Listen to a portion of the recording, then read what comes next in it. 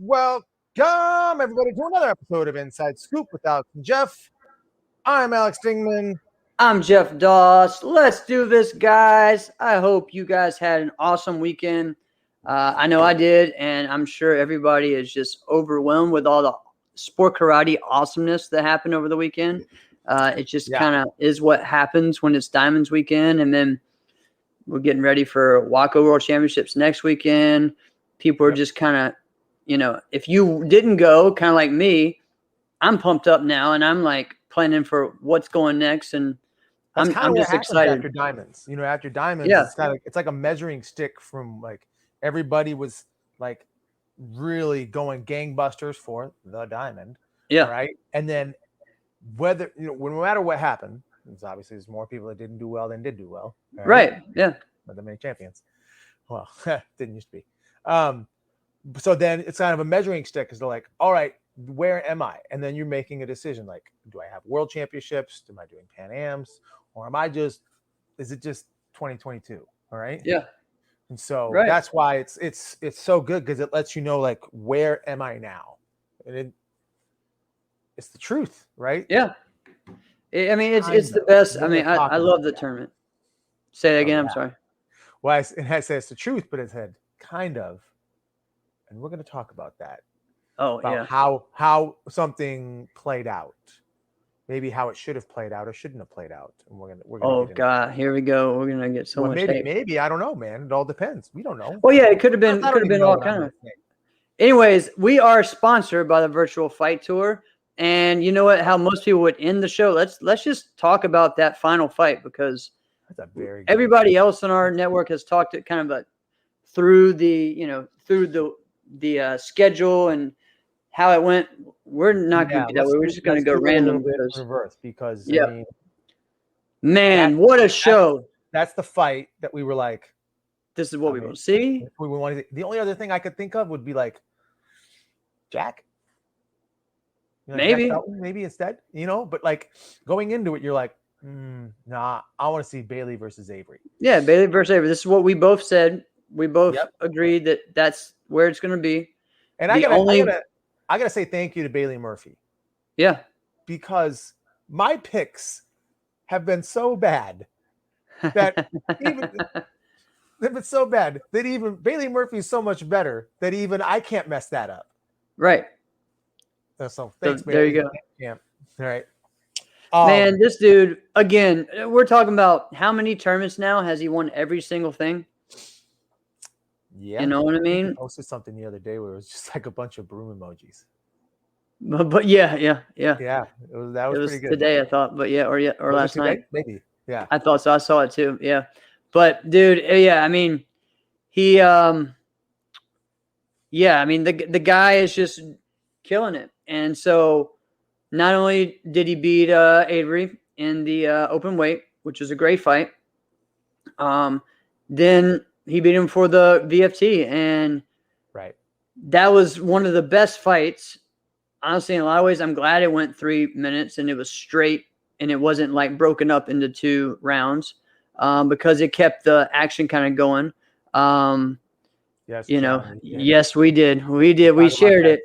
Yeah, we shared that was on our network that had it. So, but also, I mean, there's so much about that fight. I mean, it was so close. It was interesting with the off the stage on one person, the other. He had a near knockout. Where Avery got him good. And I mean, they collided. Yeah, they collided. And You're right. 200 pounds, right? Yeah. 199. Okay. All right. You probably walk around at 206, right? You see the guy. He's a big freaking guy, right? Yeah. He's got some jacktitude to him. All right. So when they collide like that, I mean, even though Bailey's as fast as he is, like it's just simple math. Like, one of you's gonna have more mass than the other. And a lot of times, Bailey is like leading, like with his head's open. You know what I mean? So that was one thing. And so it was just right there. The technique of today is how you do that. Yeah. But I was loving it. I'm like, oh man, what if we had 3 rounds? That would have been great. Right. But you know what I think it was so great was it was very reminiscent of what some of the super fight finals were like at the Diamonds with like Jason Borelli and Hamid Feruzzi. Right. The reason I say those two is because you didn't have to win by 2 though either, so that was good. Right, but those two consistently went into overtime. Right, so that's why it's like, all right, yeah, that final is better. That final is going to be better than the final of Raymond Daniels and Elias Lemon, or Raymond Daniels and again, a lot of that is because of the 2-point rule, though, more than anything. Right. Yeah. So, but this was because of good judging. They weren't calling any little thing, and they were calling clashes that were clashes because there was a lot of stuff where they're both going in and it's jammed up. You can't really, you know what I mean? And there's a lot of things that look like they hit, but they weren't clean. So we're going to talk a little bit more about judging later on in the show. I'm going to go specifically about like what happened on Friday with the judging, but let's not go into that right now. But so what I loved the most with this was that as I thought about it, I'm like, man, if Bailey is moving a lot, that could really work in his favor. And then he's just like, and I think he had to just look at it and go, I am a track star. Yep. I think he can probably look across the ring at almost anybody and go, I'm faster than you, and I'm going to do it. Yeah. Now, right? And I mean, between the two of them, he is faster. But man, the technique of Avery's back fist it's so awesome. It's so great. But before seeing it this weekend, it was already great. I just watched it be that much better, right? Just pick people apart. It was just that much better. So it was an amazing fight, 2 amazing fighters. It was really good. I did think in overtime that it was possible that Avery could have scored. Yeah, me too. I couldn't see the one because I remember seeing like, oh, gee, did that score? And literally said that out loud. Gee, did that score? And because I didn't know. Right. And he certainly thought it did. Right. Yeah. After his reaction, but I could not tell. Right.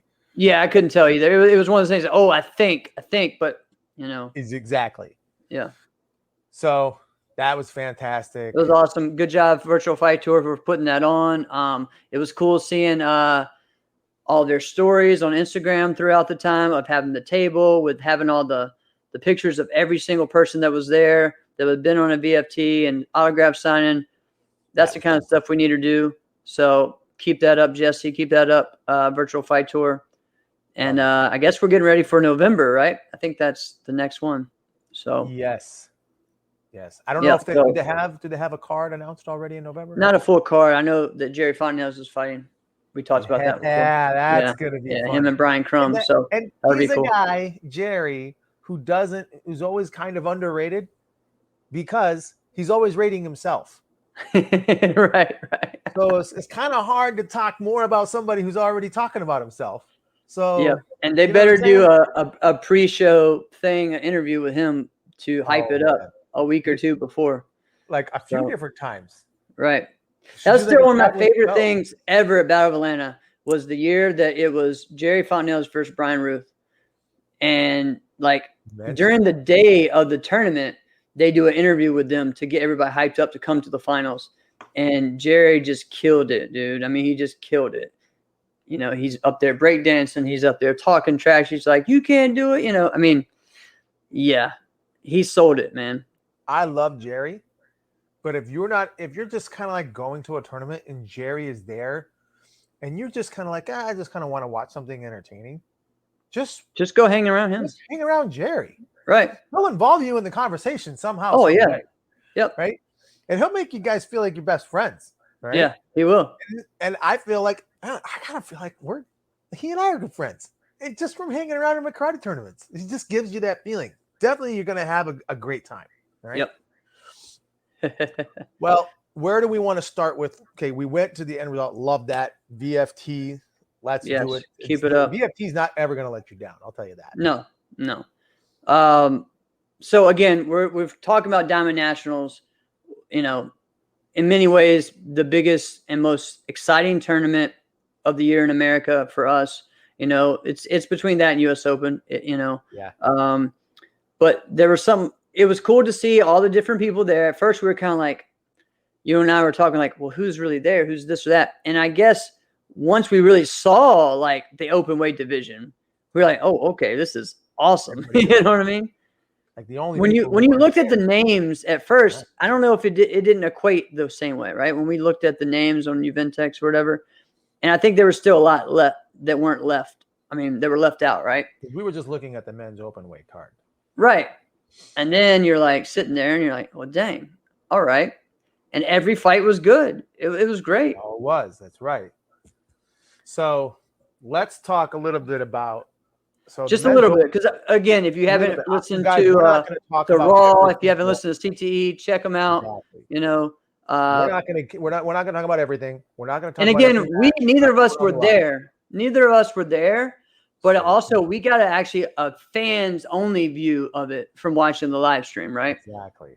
And we didn't know all the behind the scenes stuff, which sometimes is good because we can just tell you what we thought from what we saw, and then how we think because we've been there. We've been, you know what I mean?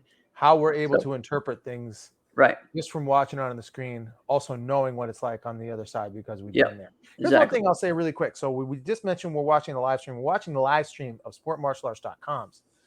But you know what I gotta say, Jeff? I was thinking about this week. I think sportmartialarts.com, to a degree, has been carrying the sport on its back. Yeah. Let me explain. So when we say, because a lot of times we were mentioning like, oh, it wasn't on the live stream. Oh, it wasn't on the live stream. Gee, how come it wasn't on the live stream? We just expect that Sport Martial Arts is going to cover everything. Every single tournament. For a while, they were at every single ring. Yeah, that's true. Ring 15, live stream. Ring 10, live stream. Yep, they had it that way. 6, and they had done that. And I remember sitting back going, like, I was talking to Mallory, like, how are you guys doing all this? Right? And there was like an iPhone or an iPad at every ring. And I'm like, every ring. That's gotta be freaking expensive. Like, they did that at my tournament. 2 or 3 years they did it at my tournament, and it was just every ring. Money, right? Yeah. And the amount of the internet that it's going to require to be able to do that, the infrastructure for that is high level. And even without it, though, a couple times the live stream was cutting in and out that we were watching. So you're like, geez, if you had to do 30 other ones at the same time, there's no way. Right, and they had to stop some and go back. So, I mean, they're killing it. Everyone give a big up to if you haven't said thank you to them, make sure you do. They really have. To a degree, I really believe. Yeah. They carried the sport on their back. Because and in other ways too, by doing the free virtual tournaments and stuff too. So they've done a lot. Okay. So we're talking about open weight. There was not a live stream of the women's, and so that was just like the rumor mill. They're like, wait a minute, Katana beat Morgan. We didn't get to see it, and we're just sitting there like, oh right. And guess what happened? You're like this, I'm like this. Like, this is gonna be good, right? Like we want to see what's going on because we've been talking about this. Who's going to beat Morgan? And Katana has been the one that we talk about. We'd like to see, like has a chance, but we haven't seen her enough. Really Diamond what I said was I went the other way. I said it's Morgan, and then everybody else is just right. Right. And I mean Morgan. Let's just talk about for the diamond rings. She has 4 diamond rings now. Right? Yeah. Now, all right. Katana has 2. Yeah. Of everybody else, there isn't anybody else with right. It.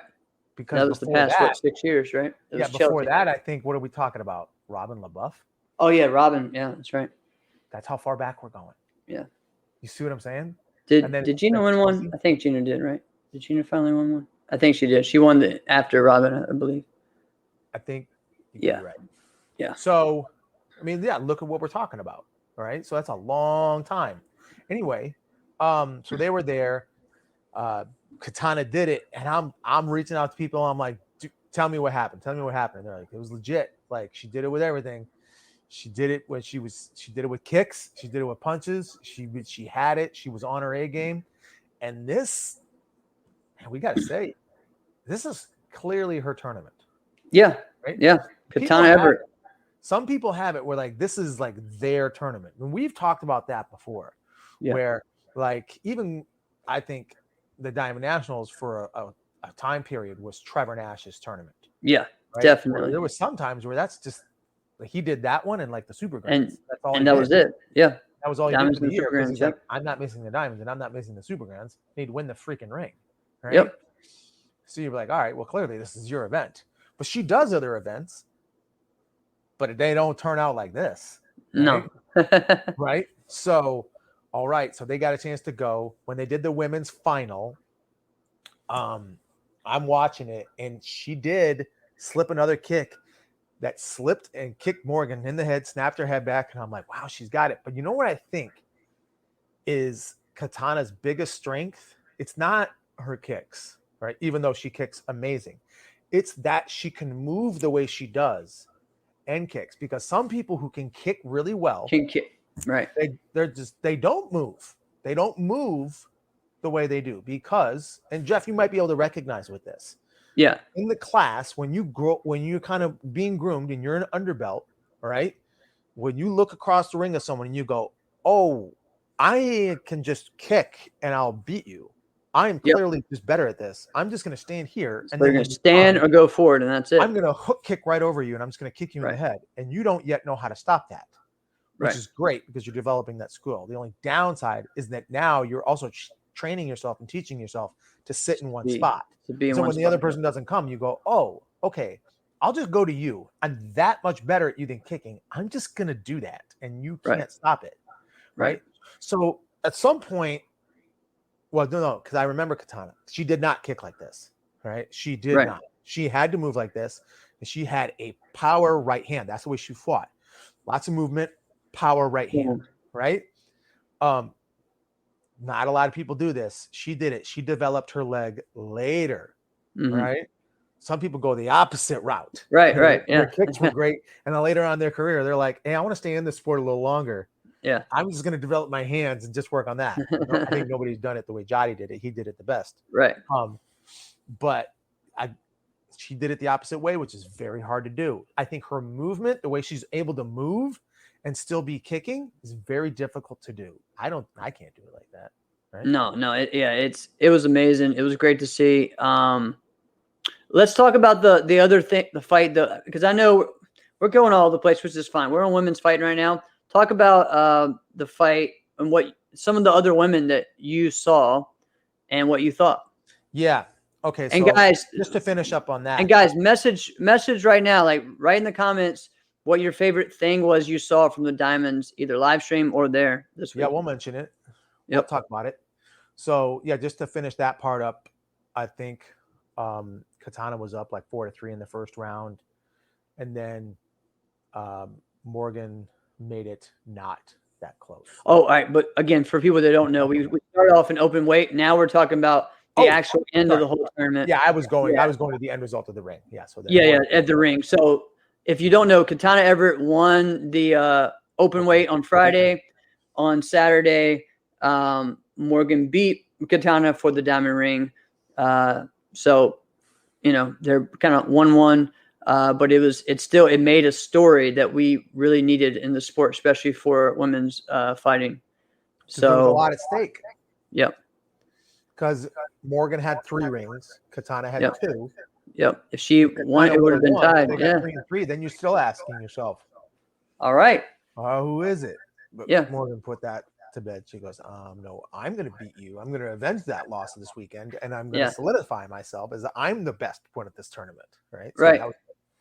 And honestly, I thought just from the way the Plowdens are, the way that Morgan is, the way Avery is, that Avery was, and he almost did. I mean, it wasn't like he was that close from, and I think watching his fight in open weight against Bailey, where he lost, he did make the adjustments. He looked better. It was great. So, you can't, this whole thing of thinking, oh, well, I beat them last time, that it's going to be the same. No, I don't think that's a smart strategy or for anyone, betting, coaches, anything.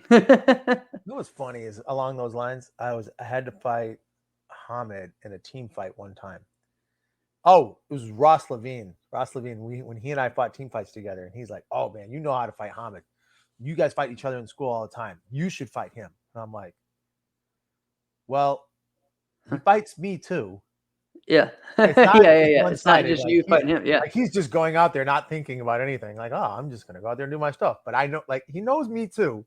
Right. You know. Yeah. So there's two sides to this thing. To that. Yeah. Exactly. Yeah. That's a great point. But All like right. what you were talking about, let's go back. Let's talk about some of the other women. I think the person I was most impressed with was Yumena. What is Yumena's last name? It's something I can't pronounce. It's something. Yeah. Hold on. All right. So here's I gotta tell you the story. So I see she's on Team Revolution. I knew she was on Team Revolution. I'm watching her fight. I think she was fighting Katana actually. It's Inero.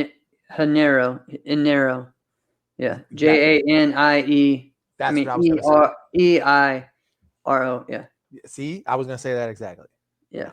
No, I was not.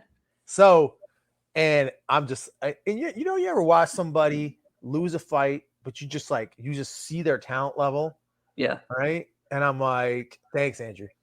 And you're like, what, man, that was so close. Really could have had it. So I messaged Connell Loveless like right afterwards. And I'm like, dude, right. Yumena is about it. I mean, she's about it. I was like, tell her that. So he and I talked to each other. So later on, we talked to each other on the phone, and I go, hey, did she know what that meant? And he's like, no, she had no idea what you were talking about. She's like, well, what is that? And I'm like, never mind. Either that's showing the cultural difference or the age difference or both. So that's funny. Yeah. I thought that was pretty funny. But so that's good. That was pretty cool. That's someone to look out for. See, now you're interested again. You're interested. But here's the other thing I'll say though, Jeff. Yeah. I think, and tell me if I'm wrong. This is the best display of women's fighting at a tournament all year. Yeah, I think so. Year. Like it's not just that, like, all right, they were there, but the fights were better. Yeah, the fights were better. Fights were so much better. And there's just people we're wanting to see, like Brianna, man. Brianna Nurse is like, we're excited to see her go against these people and at a tournament, not just at VFT, you know what I mean? So it's a different thing. So it's exciting. We're going to talk a little bit more about her and what she's doing next week. But yeah, so lots of cool stuff going on. Congrats, Morgan. Congrats, Katana. Congrats to Jimena and Alexa, because no one has talked about the women's teams. I don't know how that went. I didn't see a stream or anything of that, but I know that they won women's teams. I mean, they got the best duo right now, I would say. I don't think there's anybody. It has, but even with women's teams lately, they haven't been a consistent, there hasn't been a consistent team. You know what I mean? Like Legend has great stuff, but they have a different team every time. Yeah. Even, like at US Open, it was Alexa and Morgan that fought together. This time it was Amina and Alexa, and I'm sure at America it was those two that fought together as well. So there hasn't even been a consistency with just two people, so interested to see what happens with that. I'm just jumping all over the place. Let's just do it. Hey, but it was good. It was good to see the junior fighting. Actually, that's something that no one has talked about. Junior fighting on stage at the Diamonds. I was glad to see that. You had the 15-17 or 16, whatever, 15-17 grands. For the Diamond for point fighting on stage for boys and girls, which is great to see. And that girl is her name's slipping my mind right now. She's killing it. She won the adult women's teams with Hope Hamilton at US Open, and then she won the junior Diamond. So, I think we all want to see more of that, right? Yeah. The problem is the Diamonds show. Yeah, maybe Casa de la Barrera, I think. Go ahead. The thing is maybe the longest show now. Right? No, it's not. Not even close. AKA is way longer, dude. Yeah, you're right. I'm sorry. Listen, you guys were all right. All right, time out. Let's get a little insider. Let's get some insider. All right. So I'm gonna immediately backtrack. Hang on. Let me keep I know going. we can, but insiders, guys, listen. We have our fantasy team, right? And we have our own little group, and we're talking about the tournament. And I mean, it was fun, right? Who is the funniest guy in the group chat? Troy Sexton is. Troy Sexton's the funniest out guy of this world. He's nuts, right? The best. Yeah, Callie. Thanks, Jenny. And dude, you guys are like, this is the longest thing ever. I'm like, it's not even 3 hours yet. It actually ended, I think, at 3 or maybe right after 3. Okay. There are tournaments that go way longer. AKA is one of them. DC is way worse. Love you, Dennis Brown, but yep, that's a bad one. Well, I mean, if you've ever been to Super Grands, yeah. Let me retract what I said and say it this way. It feels like it has way more events. Yeah. All right. Yeah. So, like I said, we want to see more of like the junior fighting there. Let's put this into context. There's 8 junior weapons grand championships in the finals. Not weapons. Let that sink in. How is it? Not? No, there's a 14 to 17. There's 4. There's 4. There's a 14. No, it's not a CMX. It's not a CMX. It's just weapons. All right, so there's 4. All right. So there's 4 for weapons and 4. So there's 8 forms and weapons ones for juniors. So for juniors, so there's 4. 8. Yeah, 8 forms and weapons ones for juniors. 4 forms, 4 weapons. Okay, there's that. Then you add synchronized teams or whatever, and I don't know if they had a weapons separate one. I usually, again, guys, I'll take a break when sync comes on. That's just me. Sorry, just kind of who I am, you know. And demonstration, I've kind of always been that person. So demo is usually open in demo anyway. So we've talked about this for years now. Okay. Anyway, so I don't know how many they'll do for that. Okay, weapons went against forms. Okay, so they did it that way. There's just so many, right? Right. We're not saying eliminate those divisions from competition, but why are they all in the finals? And if you want a representative of like the 13 and under traditional weapons grand championship, why we're even separating that? But there's not. Yeah. Well, that's just to have a performance, right?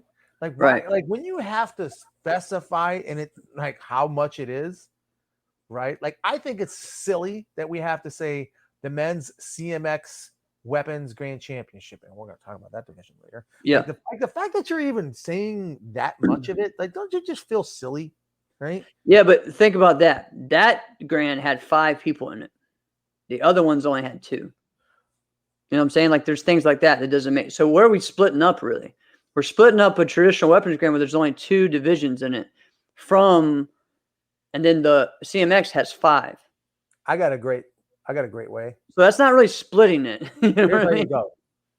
Boys forms, girls forms, boys weapons, junior weapons. Done. Yeah. Yeah. Done.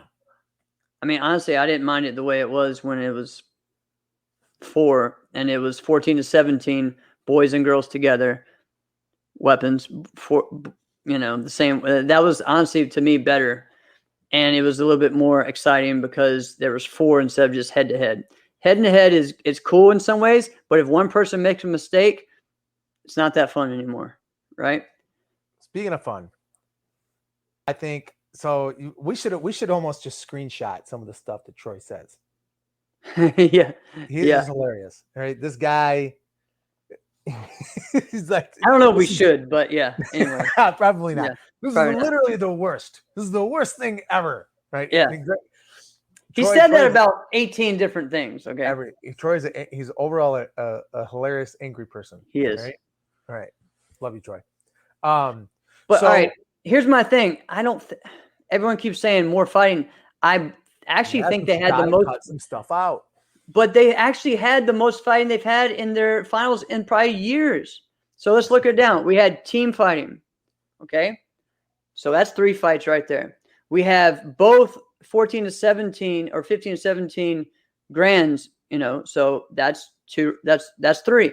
Now we have the lightweight men's, we have the heavyweight men's, we have the 30 plus men's, we have the women's, and we have the VFC. So that's 8 fights right there. And I'm probably missing one more. No, I think as far as the amount of fighting, this was pretty much close to ideal. I actually way too much. think Andrew is right. The whole idea, absolutely. Balance. Hall of Fame. The Hall of Fame. It's just have the guy, just the one guy come up or the gal, whoever it's going to be that year. Hey, this. I don't even think they did they didn't even do the thing where they announced every single winner of the past and brought them on stage, right? Which was actually what helped it. Like we're trending in the right direction. Right. I honestly, I don't think it was bad. I was enjoying it. You know what I mean? The only person who thought it was long was Troy. I mean, and we didn't even have to listen to somebody who was a terrible announcer, talk. So we'll deal with that in January. But oh yeah. So, but no, we had one of the best announcers ever. Dude, he's still one of my favorites. John Worley is one of the best, man. It's awesome. Right? Yep. Okay, now let's get back. Let's stop getting sidetracked. We're gonna get back into the having fun. All right. Yeah. Since we're talking about weapons, let's talk about the men's CMX weapons finals. All right. So the finals, the day, everything. So I missed a lot of the stuff on Friday because the streams were messing up and I was teaching and things like that. I went back and watched most of it. But I got to sit and watch Friday, and I was texting you almost the whole time, the CMX forums on Friday, right? I missed the creative division, so I didn't know what was going on. Found out Alex Riggs won. I didn't know that. You've been on this guy's bandwagon for a while. For years, since, he came up on the NBL circuit. Him and Hunter Orlowski did. Yeah. This dude has grown so much.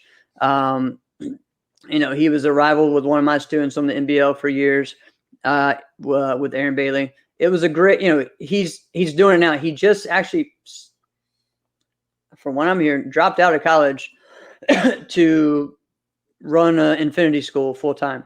So that's what he's doing right now. And he loves his guys. Mike takes care of his guys. Really. Mike does, and so Alex, to me, man, he just kills it. He has some of the most. He's clean. He's strong, and he has some of the most difficult comma tricks there is. So he won the creative. When I watched the musical one, I was like, he went second. Okay, he went second out of like 15. Still, there was no one that had a better form than him. But his teammate beat him. His teammate went last, Connor Chastain. Yeah. Here's the deal. This was funny, okay? I think in the creative and in the it's pretty much a 2-team race in forms right now, okay? Especially at that tournament. It's Team Infinity with Alex Riggs, Will Nevitt, and Connor Chastain. And then you had everyone kind of show up from JPM this time, finally, which is Alex Macias. Jake Presley was there, and Danny Ekin. So in the musical one, all 3 of the guys from JPM dropped and messed up. Okay. Everyone from Infinity killed it. Okay. So it ended up being like Connor, Alex, and Will, who were the top 3, right? And I think 4th was Rashad. So Rashad's that one who's kind of, by himself. He won the creative bow. So it was one of those things. Then the complete opposite happened in Extreme, where all 3 of Infinity dropped or messed up. So it was really interesting how this all happened. And that's a rivalry we're not really talking about, is Infinity versus JPM, but I think it's one we need to talk about. The Infinity guys rarely make mistakes, okay? Yeah. And they put out probably the most difficult weapons routines, and even in forms, routines and creative stuff. If you're looking at Will Nevitt's creative form, it's one of the most creative things we've seen in years. It's not the cookie cutter thing. No, it's not. So yeah, I mean, to me, watching the finals, so we'll go into I this. think you're right. When you say it's Infinity, JPM, Jeff, you're right on. Can we just say this? Can we say right now, Mike Welch is probably the best forms coach? Forms coach right now? Yeah. Is he the best? I would say so. He's the best. Yeah. Right? Yeah. I'm going to mention who I think the best fighting coach is. Right? As far as all right, let's talk about CMX. As far as CMX, as far as CMX, yeah, that would be the best way to put it. I think it's hard to pick against for traditional against someone like Jared or Joey Castro right now, because both of those guys are killing it. You know, two different worlds. Yeah, but yeah, so yeah, man. I mean, I love Connor Chastain. Yeah. Sure. Get that boy a diamond ring. I like that. Here we go. Here's Troy. Here's Troy. Flying sidekick. Get that boy a diamond ring.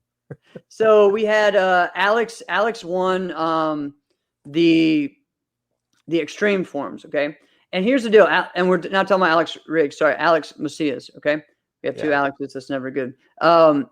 He did. This is one of the things I have to say about Alex. His intensity was probably some of the best. He was explosive. And he was strong. Okay. Alex can extend more on his strikes. I think that's where, his next thing for him to grow more. And then today I actually watched his creative weapon, which I didn't know that he did creative weapons. His creative weapon form is harder than his extreme form. The one that he won the diamond with is actually not his hardest form. Okay. When I watched his form that he did in creative, because he doesn't have to he can't do the flips and stuff. So instead of doing the flips, he's doing about 10 releases. Okay. In the form that he won the diamond with, he did maybe 5. Okay. Not saying that's a bad thing or anything else. He focused on the things that were going to make him stand out and make him look strong without messing up, right? Without the risk. Kind of like what you talked about. Remember we talked about when Marcel won the diamond ring, right? What's going to make me stand out? What's going to make sure that I'm solid? I don't, so he did that. Yeah. So you got to give it to him for that. It was great. I still thought that Connor had the most difficult form, the cleanest form. I just thought that. I thought if Alex Riggs would have landed his last trick, Alex Riggs would have won. Let's say, in case there's any insiders that didn't see how it went down or really remember. So the champion was Alex Macias, right? He won. Yeah. He went first. And after he went, Connor Chastain went.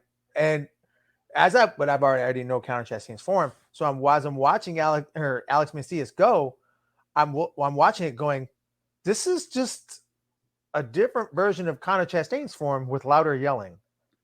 But Connor did his hardest form that he did the whole weekend actually on stage there. He did his hardest moves. Like, I don't know if people remember when we did the VFT for forms, he did a lot. We haven't seen him do some of those tricks that he did in that since then. So it was cool, like the underneath the leg and everything like that. So that was awesome. Then Alex Riggs went. He drops, and he was on a freaking hard trick too. I mean that trick is insane. He was looking great. Then we have the guy, the soft style guy from DKS that goes, and his weapon broke, or it flew across the room. I couldn't really tell. It was a whip chain, and I remember thinking, like, because I'm watching the live stream, and it just goes flying, and I'm like, this can't ever happen again. Right. Yeah. I'm thinking John Williams is going to outlaw this from here on out. Right. It's going to be like, no, you're going to sign a waiver saying this. Because then after that was Rashad. Rashad killed it, man. Rashad had one of his best forms I've seen. So I'm just going to give you my opinion on it and why I look at it differently. I see Rashad move a lot to get his weapon when he does his releases, right? So in my mind, that's a mistake. After it's already he goes after it and he chases after it, which also causes him not to have solid stances. I know he's working on it. Him and I have talked about that, and he's getting better at it. So that was just for me, that's what makes the difference between Connor and him. One thing also the comma guys have right now, because we're finally getting comma people who are getting respect, right? That's cool. They're doing like 20 releases in a form, which is so insane. So it's really cool, Yeah, all right. He said Mike Welch caught it. It was right in front of me. That thing is coming out. That's coming like 100 miles an hour, and he just catches it like bare hand. Yeah. Oh, all right. He said Rashad is today's generation of David Douglas. Huh, wow. Yeah. Andrew. Or Anthony or Atkins, maybe. Yeah. No, he's right. David Douglas. David Douglas is more creative. David Douglas had that flair. He had the flavor. Anthony Atkins just went 900 feet in the air.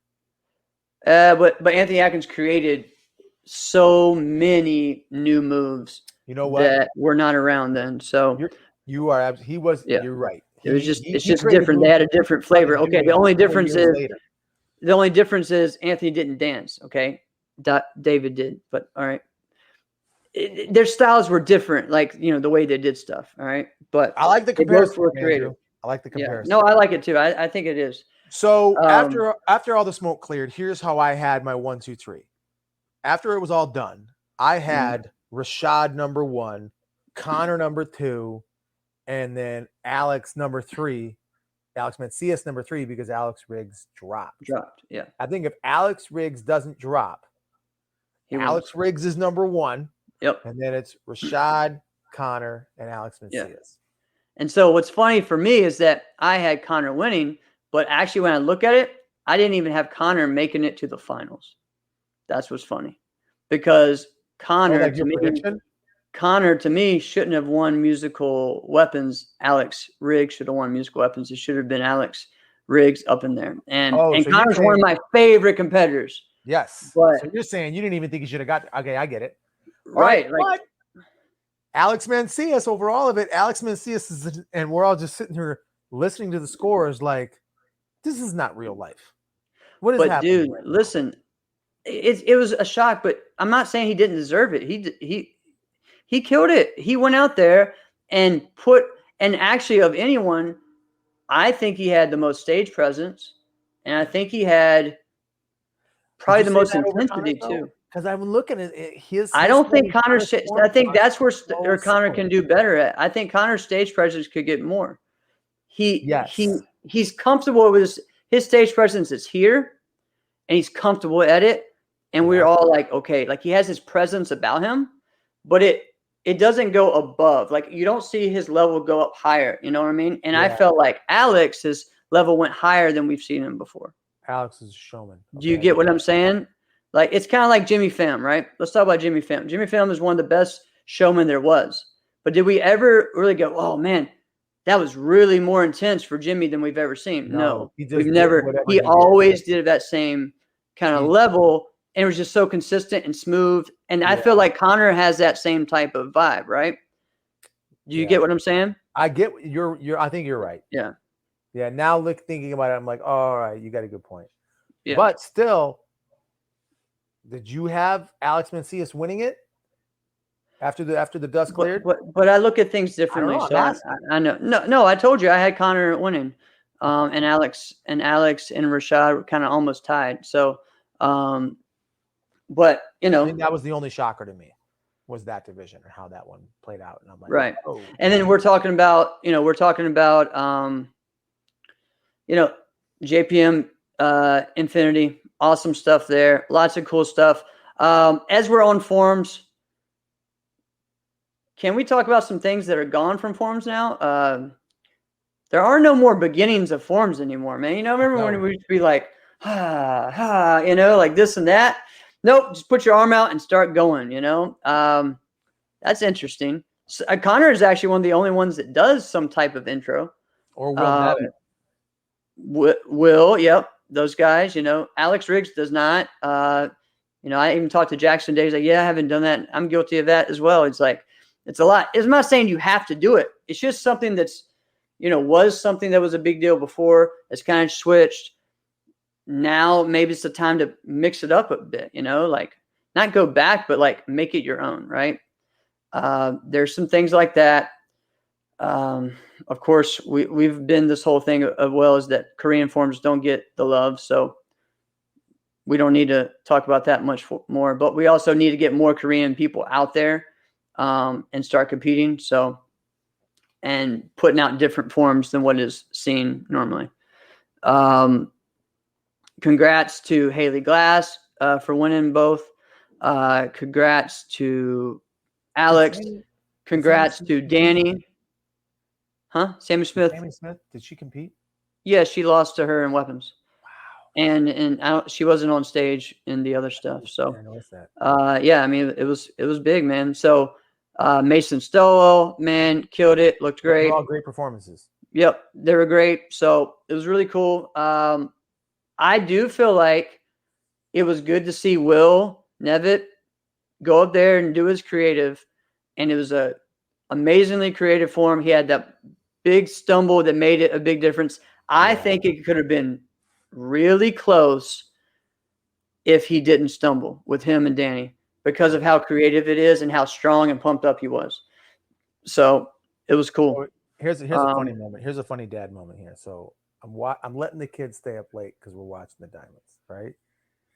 And I let them like, all right, Dad'll make a fort, right, around the TV, and we'll watch the Diamonds. So we're doing that. We're watching the finals, and anything getting there, Andrew. Yep. Louisa is going nuts. My daughter's going nuts. She's like, whoa, Daddy, flip, Daddy. Did you see this, Daddy? Did you see this?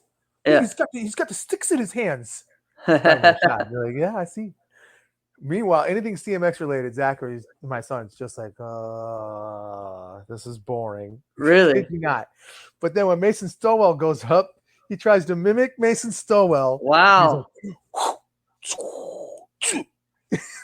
Like, oh my God. Dude, that's awesome. Years old. And then when fighting starts, I'm like, I'm not prompting anything. I'm like, I'm going to see how this plays out. When fighting starts, he's just jumping. He's like, oh, yeah, Johnny. Like, nice. You guys are awesome. You guys are fantastic. That's funny. Right. So clearly, my daughter has an affection for extreme forms. And there was a lot of cool things with the 30 plus. Becca Ross becoming the first female to win 30 plus the Forms of Weapons Grand. She's also the first one to win a junior diamond, an 18 plus, and a 30 plus. Congrats, Becca Ross. It was cool stuff. She went against Sam. Huh? Those juniors, are those juniors actually getting a diamond, or are they just rings? No, it's like a diamond ring. I don't think it's diamond in there. Yeah, I don't think it's the exact same, but yeah. I have one. She was one of the last, one of the first ones of the juniors to get it. I think it might have been the first or second year before she moved up, and then so it was cool. Congrats to Sam for being in there and winning the men's side. Congrats to my brother Edgar Cordova for winning weapons. I was expecting to see him on stage. I don't like that.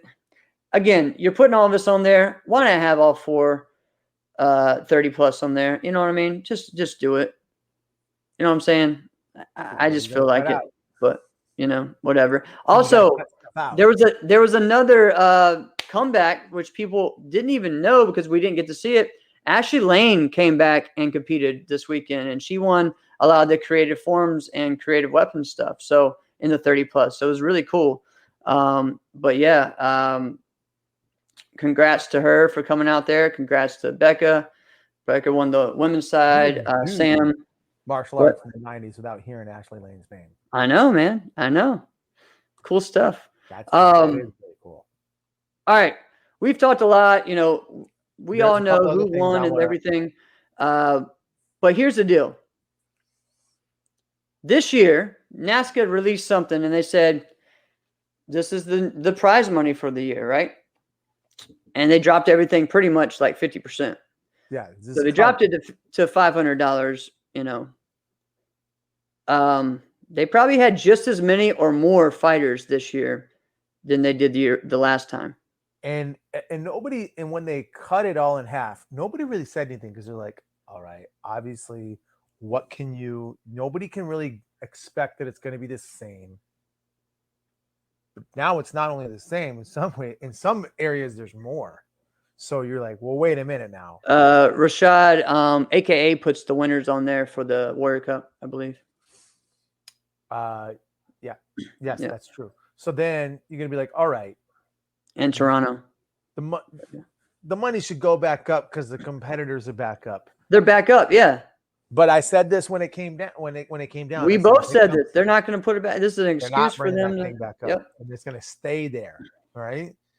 But I don't know. Maybe it's going to be someone like Joe Greenhaw.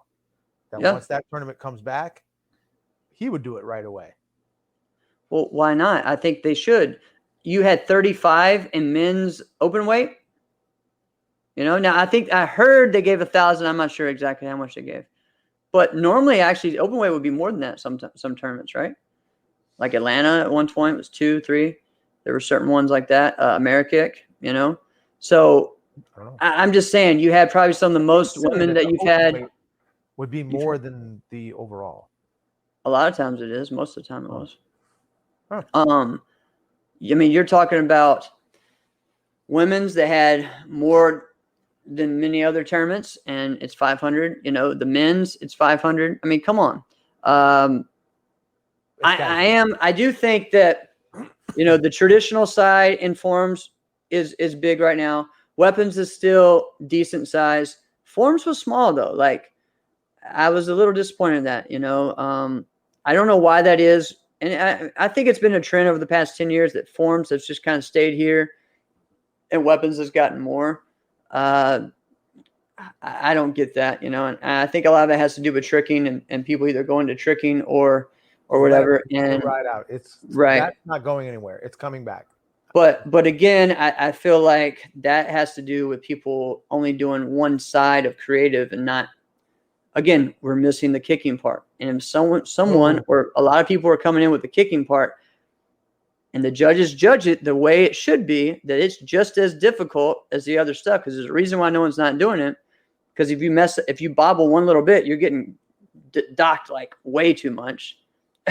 Talk to Charlie Lane about that. He loves docking everybody for even trying to kick. So yeah. But I'm just telling you, man.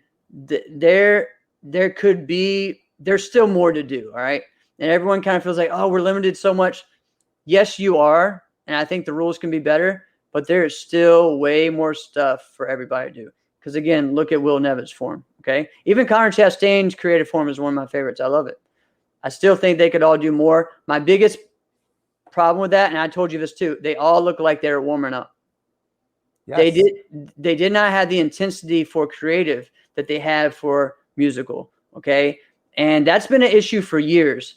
I mean, some of the best competitors that have won diamonds and everything else, I hated watching their forms without music because they just acted like they didn't know, like Reed Presley's one of them. Jackson even sometimes just wasn't as strong or as intense without his music. There's a lot of guys that I feel like we're not. And that's something where you got to have that confidence in yourself to just own it. You know what I mean? Well, and there's some competitors that in the finals, they would take the music out. Yeah. Marcel was one of them. Yep. Actually, the last time Will did 2 years ago, remember his music wasn't working and Mike just said, do it without the music. He said, yes, sir. Boom. It was the coolest thing. I don't know if you remember that. That was, and he won. So, yeah. I mean, Anthony Atkins did the same thing. So, but then when you're talking about those people, we're talking about showmen. Yeah. And Will did it. Will's got to level up to go from where he could be, from where he's at. He has a lot of potential.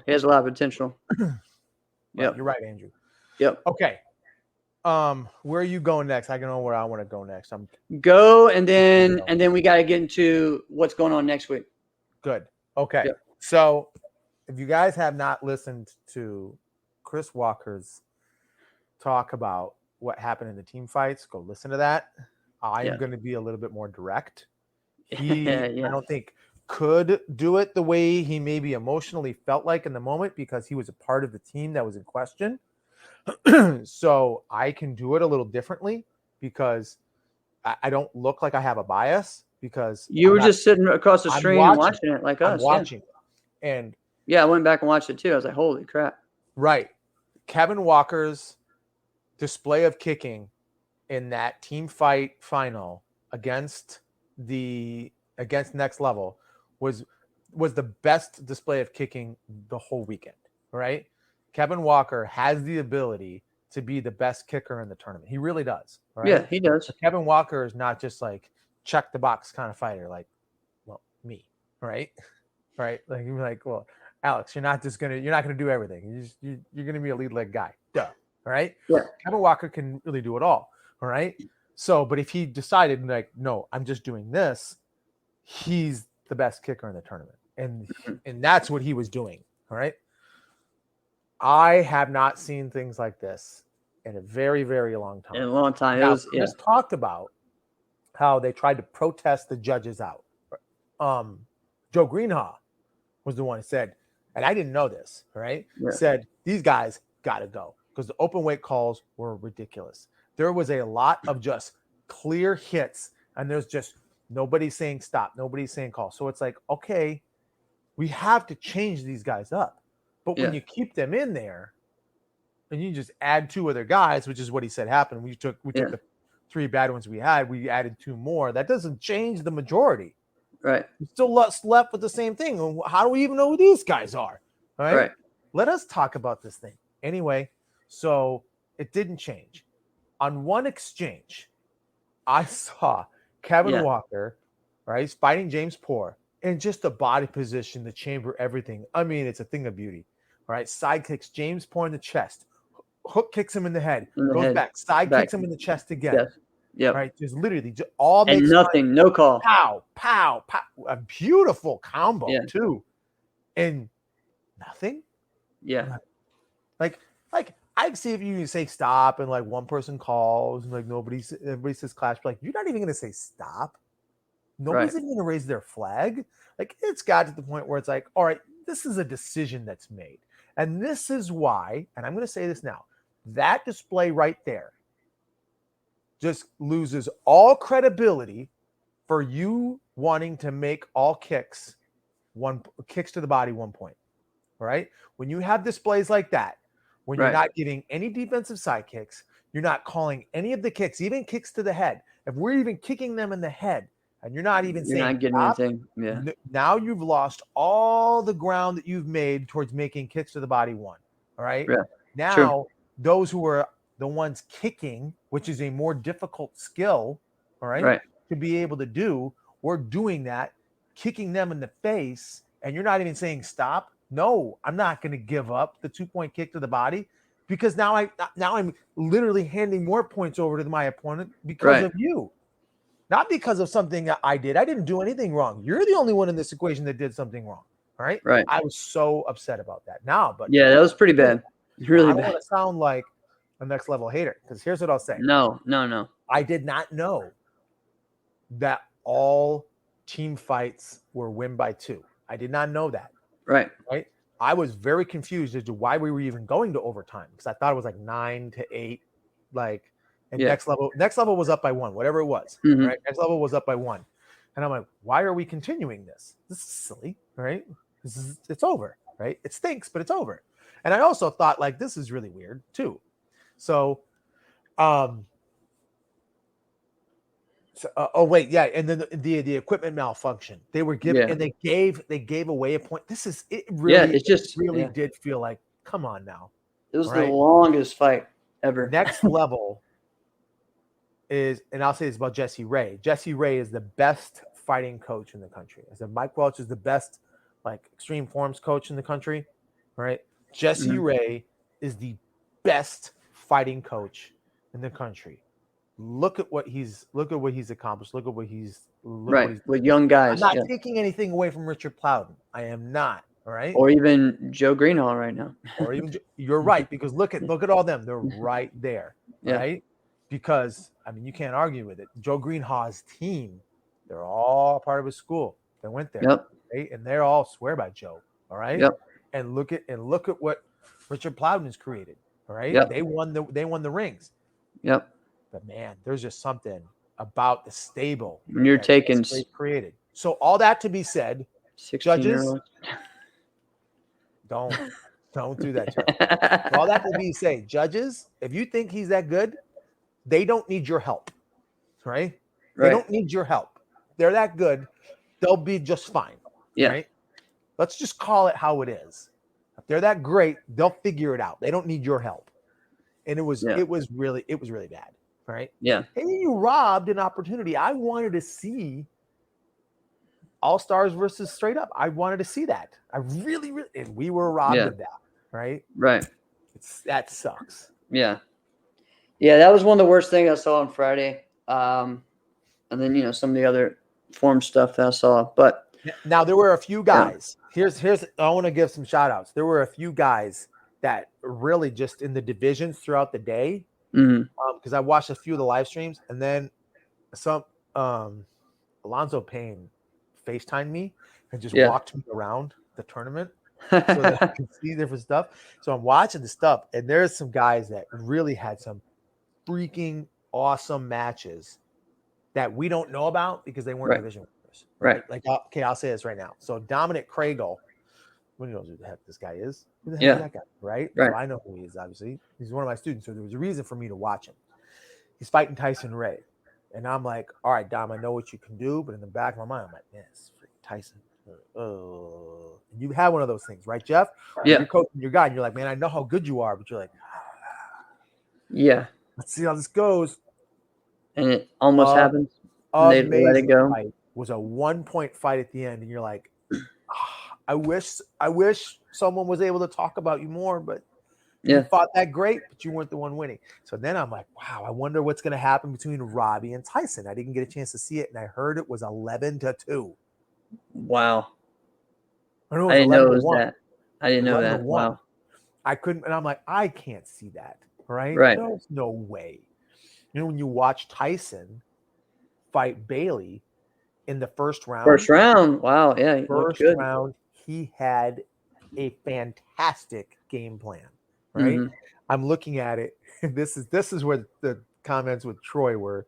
Yeah. Right.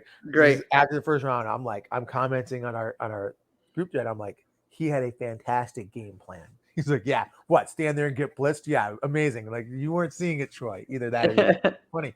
But no, the way he was able to do it. Have you watched? Go back and watch that, guys, if you're able to. Go back and watch how light Tyson's foot was. Yes. It would come up, and it wouldn't just go to the chest. Sometimes it would just flash up high, all right? And he would step back, he'd go back in, and his foot was always moving. So you're like, you couldn't really have a game plan as to where it was. And then Tyson's good. Tyson is able to come off of that as well. All right, very good game plan. Bailey adjusted in the second round, and it was he didn't adjust, and then Bailey won.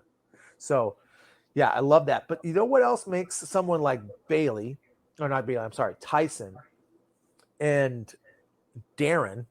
Darren was the heavyweight runner-up to Avery.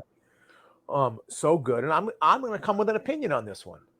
They fight with their left side, right? CP couldn't remember is the left is the right. They fight with their left side in front. They have a bit of an advantage just because of that. Right. I'm telling you this right now. My son is of age to do that, and he's fighting. My son is fighting left side. He's going to fight with his left side. All right?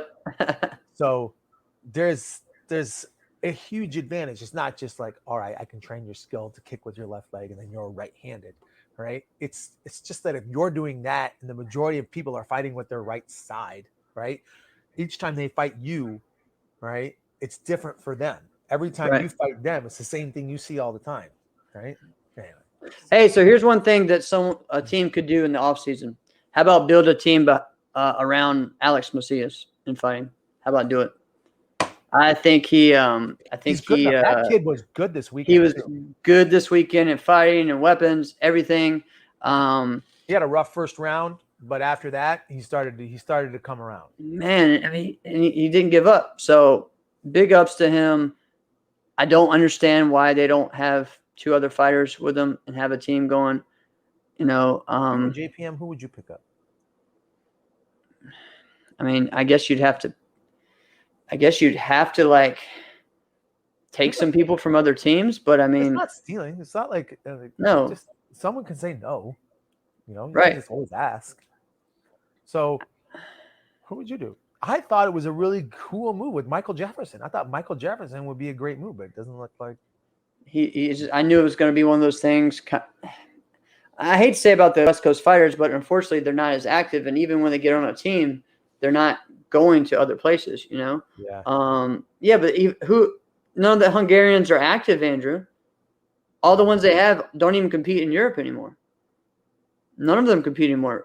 Richard Varies is the only one, and he's not even doing it anymore. It's his brother, Alex, that's competing. So Corelli does not have an active roster right now, really.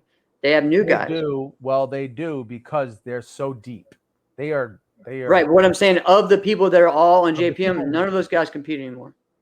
Correct. They're all technically retired. So yeah, I mean, you know, and Justin is not active. He could be, but he's not. Justin Ortiz, you know.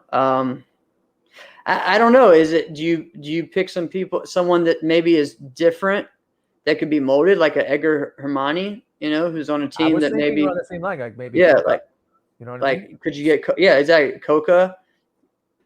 You know, I don't think get somebody. I don't think Hector. I think Hector Solari would be a good one, but he's with you know, with Conroy. But again, what are they doing right now? So I don't know.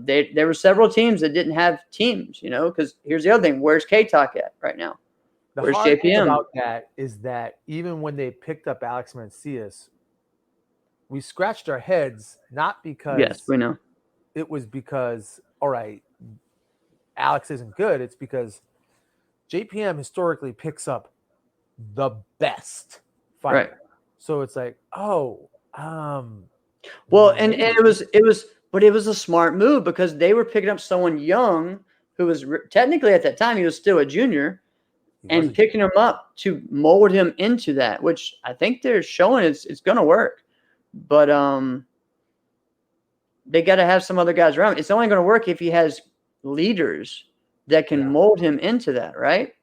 I had heard years ago they had tried to get Ryan George. Ryan George would have been a great one for that. If they could do that, I mean, that would be great. I don't know. Yeah, but I don't think that. I think he turned them down. They had Cam, you know, and that was gone. I don't think that ship's ever going to sail again. No. So I mean, I don't know, man. All right, let's get into next week. Is a lot of guys. I think Rashad's leaving tomorrow morning for Waco's, man. I'm excited Worlds. For this. Waco Worlds. Does it start Sunday or Monday? I put in there. I believe that Sunday is open ceremony, the deadline for weigh-in. Okay.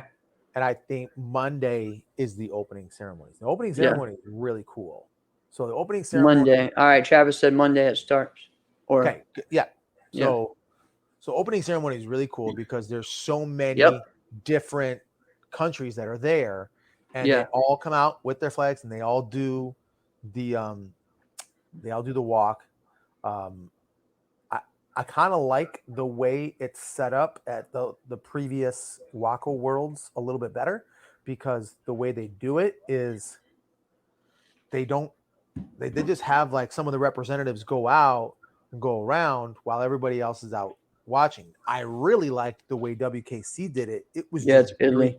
It was just very congested, and it was hard to really soak in everything. And you're like, oh wow. All right, so I'm going to give you the U.S. lineup right now that Jared gave me today. Yep. So the Waco Team USA. Yes. Yeah. So we have Trent Spence is the 57 and under. Blake Spence is 63 and under. Huh? This is for point fighting. Yeah, this is for point fighting. Enrique Latona is the 69 and under. Bailey Murphy is the 74 and under. Lucas Allen is the 79 under. So that was supposed to be Tyreek's spot, but he got injured. So Lucas has taken his spot. Lucas was already doing light contact, so he's doing that. Both Spences are, so he's doing both. Trent and Blake are doing not just point, but they're doing light contact and kick light. So they're going to be all over, which is leg kicks, and the other one's continuous. There's no one in the 84 and under division. There's Henry Lamb for the 89, Troy Benz is for the 94, and then they don't have anyone for the 94 plus. Yes, Latona's fighting for US. Huh? Troy Benz is minus 94. Yes. Oh, that's heavy. I thought he would be for the weapon stuff. We have Rondo, Olivia Rondo for forms of weapons for women's, and Rashad is doing forms of weapons for men. For veterans, it's Java and Mike Simmons. So another thing we found today was that teams is three men. It's 3 men teams, 3 women teams, 3 person for each of those. So I think teams is going to be good, exciting. They have set up to have a great team right there. I mean, you're talking about Bailey and Enrique on the same one. Maybe put Blake in there, or even throw in Troy. You have Troy and Blake and kind of going out depending on what you do there. In the past, it's been 4-man, 1 woman. 1 woman, yeah. That's just your country's team. So right. I do like 3-man, 3 woman. I think that's going to be great. Yep. So pretty cool on that. And here's the big news that everyone needs to know. Bailey moved down divisions so he can fight Elijah. So we're gonna have Elijah versus Bailey the week after Diamond Nationals, and we're gonna see this, man. Bailey is not trying to wait to see if he's the best in the world. He's trying to prove it right now. And you got to give it up for that kid, man. He's killing it. I've ever seen this before. Like just going out of their way what to just he's doing. Yeah. I don't think I've ever seen before. Because all right, here's the deal. In other times though, Jeff, I think Raymond probably did it, but there wasn't social media. No, I don't think he did it like this. And he did. He went every weekend. Right? I was there because we were on NBL and NASCA, and he did both. He went everywhere. He said, "Listen, I'm not going to go to the JPM sponsored event. I'm going to go to this tournament where there's better fighters." Raymond did that. Okay, so you're right. Let me explain. So what I mean is, okay, like Bailey's going to the World Championships, right? Yes. Because he's like, all right, I'm going to be a world freaking champion, right? But no, there's a guy in a different weight class that someone thinks is better than me. I'm dropping. I'm going. Yeah, got it. I've not seen Ray do that before, right? Because when he first came in, the reason why is because, and like other guys like Ross Levine, you name the names, because in their minds they were the best. Justifiably so. They're like, I'm the freaking guy. I'm not moving. Right. You're moving. Right. Whereas Bailey's got a different take on it. Bailey's like, I'm so much the guy. I want you guys to shut what they call the heck up. And I don't think I've seen it before. Maybe I'm forgetting something, but I don't think I've ever seen that where it's clear. Again, I think some of that has to do with social media and the way we have access to it now. The case. Yeah, but I think so. I think we have to look at it differently. But anyways, like it's pretty clear right now. Get pumped up, guys. Go check out the Waco pages. I think their YouTube channel. They have all that stuff. I know you don't get excited about Waco Forms Weapons, but I am, because we get to see a lot of Americans and people in NASCA don't know this name as much. But Arturo, and wow, I just messed up his last name. You don't know the name. Yeah, Arturo from Guatemala is a multi-time NBL and Waco world champion. He was the first junior competitor to get all 10s at a Waco World Championships, right? He is an amazing competitor. We're going to see him and Rashad go against each other, and it's going to be really good. And he's seasoned in Waco and how it is. So I think that's going to be a great one. Yeah, Armandarius. And his sister was a great competitor as well, Amanda. So that's going to be awesome. There's also some good guys from Italy there. Maybe there's some people from Canada. I don't know. I know Sam Gagnon is going. I don't know if he's going just to judge or if he's coaching. Maybe Lily is going. So, but he, Andrew, he has in the past. Yeah, he years ago, Jackson trained him and Amanda for like maybe a year or something like that. So I mean, I'm excited for that. That's going to be really cool. there's so much good stuff. You know, I want to see Enrique compete. I want to see all these guys. Mexico is having a good team. They're going to bring a lot of people out there. So yeah, okay. Frank Corr's going. Jeremy Frank Corr's going. Oh, awesome. Nice. And Lynn, his you know dad. what weight class he's in? Let me know if you know what weight class he's in. That would be interesting. Yeah, I'll tell you this right now. And Hector is going. Yeah, Hector Solari is going. CC's going. I think Paola's going. So this is going to be one of those things. We were kind of texting about this today. I think because we're bound to see Elijah versus Bailey. We got to. We're going to have to, right? If not, then one of them didn't do their job, right? Freaking anomaly type of stuff. All right. So we're going to see Elijah versus Bailey. And I was kind of texting. I was like, this is kind of what it was like when Roman and Raymond were fighting in 2015. Not in the sense that it's like, all right, we're trying styles to or where they're at. Just saying the best in Europe versus the best in America. Exactly. All right. Yeah. Just that. All right. It's like, all right, if you're a fan of sport karate, you will watch this whenever it is. And I remember I was trying to get home. I'm driving. No, I was in Minnesota. I was driving, and I was like, babe, I got to pull the car over. We got to watch this. And we literally just pulled the car over and we watched it on the phone. And we had to watch it, all 3 rounds of it. And it was fantastic. So I think that's what it's going to be like watching what happens with Bailey and Elijah. Right. Yeah. I think so. It's going to be great. And apparently, I guess Jeremy's in that division too. So that's going to be great. Yeah. So lots of good stuff, man. I mean, it's going to be exciting. I think one of the Veras is in there. And isn't Alex in that one? I think he is. Or maybe because he was in the one with Bailey last year. I mean, the year before. So he's in the heavier one, I believe. Alex Veras is. But so exciting stuff. Cheer on Team USA. Cheer on all the guys we know. Just have a good time. Check out, I think, their YouTube channel at Waco. So good job with that. Gonna be great. No, I don't think so, Andrew, because they're both world champions. So I don't know but you might be right. Who knows? You're saying they're gonna try to rig it, put them in the same round, which it could be, but I think they're both reigning world champions. So they're gonna try to put them. We're gonna watch these guys fight. Yeah, we're gonna see it no matter when it is, but they're gonna fight. So check it out, guys. Then there's so much more we can talk about, but we had a good time touching some points. One next week. Yeah, we got another one next week, touching some points that are different. Guys, tell everyone, hey, you know what? Bring the prize money back up to where it was. The numbers are there. Mm-hmm. They're just as big as before. So there's no reason for that. So, all right, guys. VFT, thank you so much for all the support. Great job at Diamonds, everybody. And this has been another episode of Inside Scoop with Alex and Jeff. I am Alex Dingman. I'm Jeff Doss. See you guys next week.